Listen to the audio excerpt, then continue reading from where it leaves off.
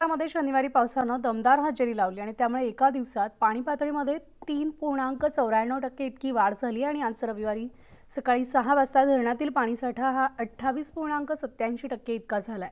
पवनार धरण परिसरामध्ये काल दिवसभरामध्ये 132 मिलीमीटर पावसाची नोंद झाली आहे, तर पावसाळा सुरू झाल्यापासून आतापर्यंत 662 मिलीमीटर पावसाची नोंद झाली आहे आणि सध्या धरणामध्ये 28.77% इतका पाणीसाठा आता शिल्लक आहे।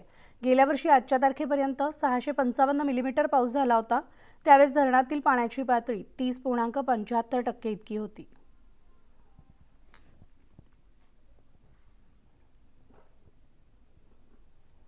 तर गुहागरच्या अजगोलीमध्ये मच्छीमारांची बोट बुडाल्याची घटना घडली आहे। मच्छीमार नौकेवर 3 खलाशी होते आणि सुदैवानं तिघांनी सुखरूप वाचवण्यात त्यांना आलेलं आहे। तर पहाटे बोट दुरुस्तीसाठी नेत असताना वाऱ्यामुळे नौका समुद्रात पलटली।